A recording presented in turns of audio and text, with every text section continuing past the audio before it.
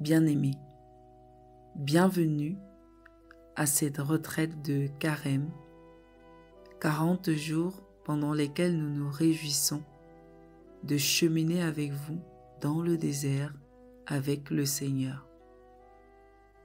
Nous vous proposons cette petite vidéo pour vous présenter 2 des exercices phares de ce cheminement spirituel. Il s'agit de la méditation et de la relecture. Notre but est de vous aider à vivre profondément et à tirer le maximum de fruits de ces 2 exercices. Nous allons commencer avec la méditation. Qu'est-ce que la méditation?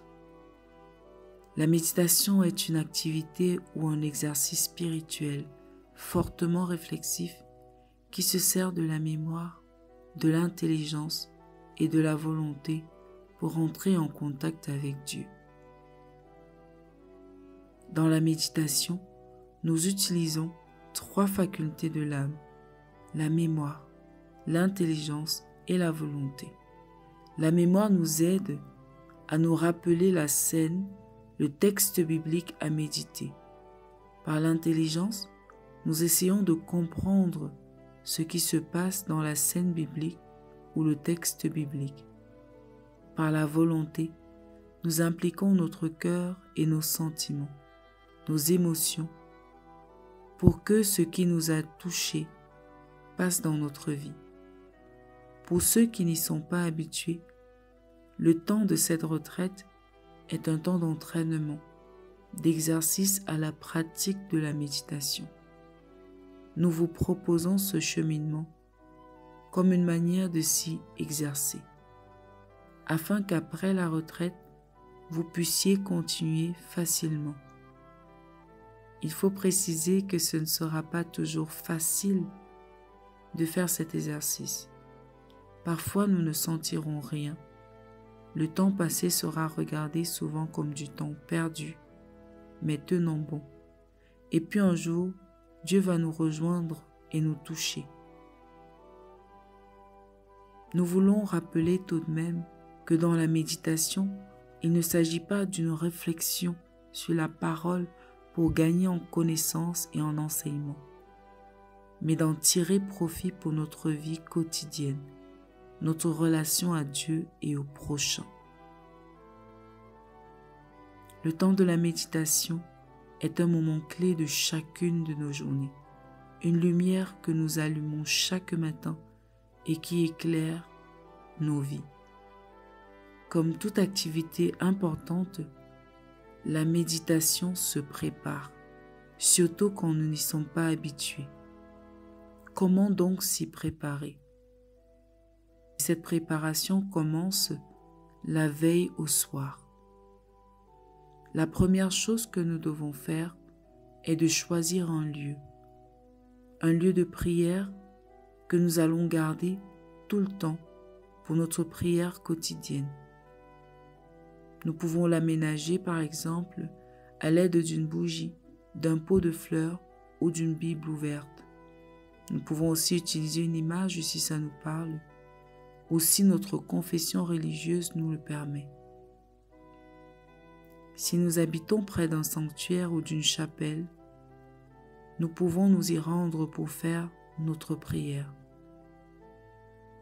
Après avoir choisi un lieu, nous devons fixer un moment de la méditation. L'idéal est de faire la méditation le matin, si possible, à la même heure.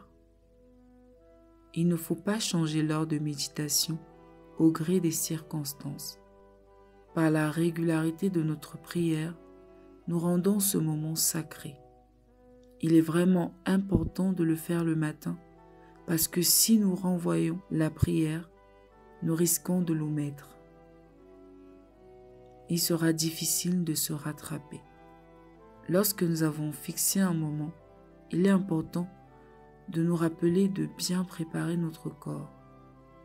Si nous sommes fatigués, si nous n'avons pas suffisamment dormi, ou si nous avons trop mangé la veille au soir, il sera difficile de prier.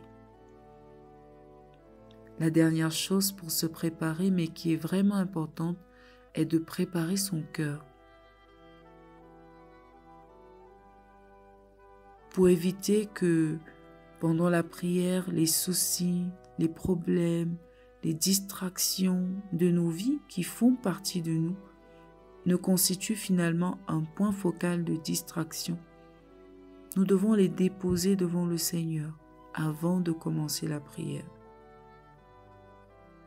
Notre Père qui est dans les cieux sait ce dont nous avons besoin. Une autre chose aussi est de lire les textes avant d'aller dormir ou juste après la prière du soir.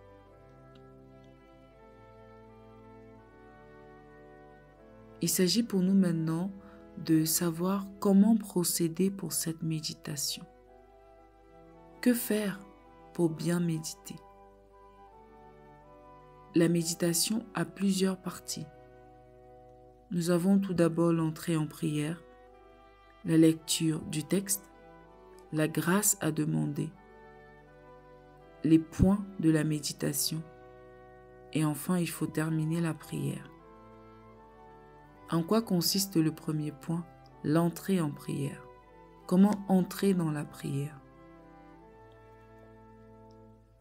Avant de commencer la prière, nous devons prendre la peine d'éteindre notre téléphone, de le mettre sur un mode qui ne risque pas de nous perturber. Nous devons ensuite bien nous installer à notre lieu de prière, de manière confortable, mais pas trop confortable, au risque de s'endormir.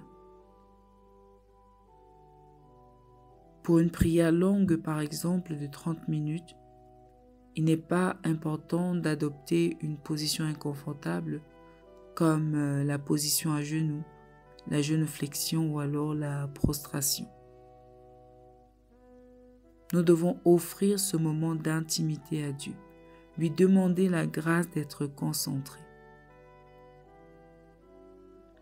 Ensuite, nous devons laisser couler tout doucement le flot de nos pensées et les ramener vers nous-mêmes jusqu'à nous rendre compte de ce que nous sommes en train de faire, nous mettre en présence de Dieu. Ensuite, nous devons poser un geste qui marque le début de la prière, par exemple un signe de croix. Lorsque nous sommes vraiment entrés dans la prière, la deuxième étape est de lire les textes proposés. Il faut lire le ou les textes très lentement. Et ensuite, nous immerger dans le monde décrit dans le texte. Les personnages, leurs paroles, leurs actions, les lieux de l'action. La troisième étape, c'est la grâce à demander. La prière ignatienne n'est pas gratuite. Elle vise notre transformation et notre conversion. Nous devons demander quelque chose à Dieu, une grâce particulière pour nous aider à grandir comme chrétiens. Les lectures du jour peuvent nous inspirer sur la grâce à demander, mais elle doit être un don spirituel. Il peut aussi arriver que nous fassions une demande matérielle pour notre vie quotidienne, pour nos proches, par exemple la santé, le travail, l'argent ou autre chose. Le quatrième point de la méditation elle-même, ce sont les points de méditation.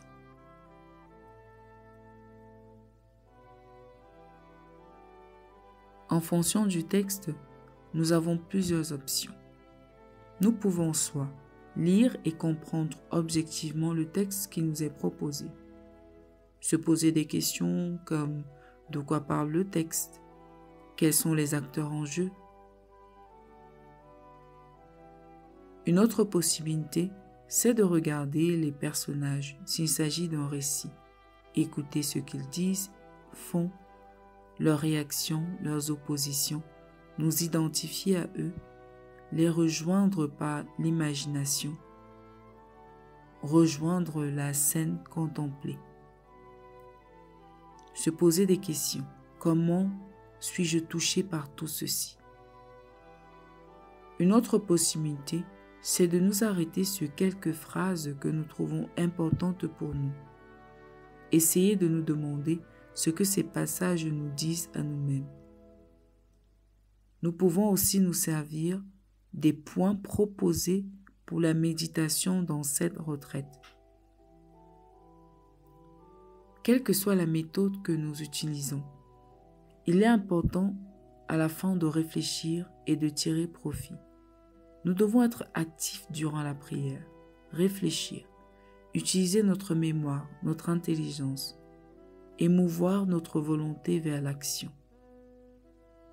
Nous devons aussi nous laisser toucher quand une parole, un personnage, une action nous rejoint. Ne pas aller plus loin quand nous trouvons du goût. Et si nous sommes rassasiés, nous pouvons continuer. Enfin, nous devons terminer la méditation. Pour terminer la méditation, nous avons deux choses à faire. Nous avons le colloque, en latin colloquium. C'est une conversation, un entretien. Il s'agit d'un entretien avec Dieu où nous lui ouvrons notre cœur pour partager ce qui s'y trouve, ce que la prière a produit en nous. Durant le colloque, nous pouvons partager nos aspirations, nos peurs, nos angoisses, mais aussi nos espérances, nos désirs, nos projets avec le Seigneur. Il est aussi possible de confier à Dieu nos intentions de prière pour nous-mêmes ou pour les autres. Il faut terminer la prière par un autre Père ou toute autre prière usuelle.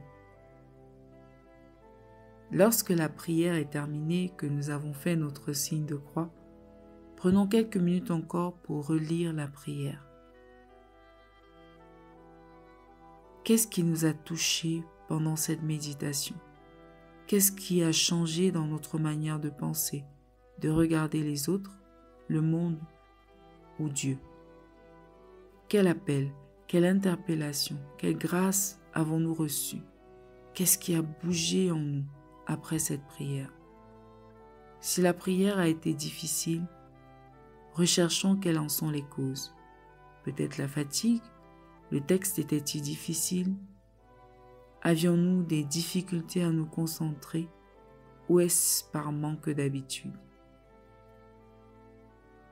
C'est le fruit de ces relectures que nous allons partager avec notre accompagnateur spirituel de cette retraite.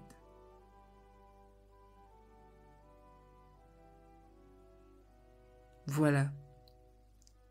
Si nous persévérons dans la méditation, nous grandirons certainement dans notre foi.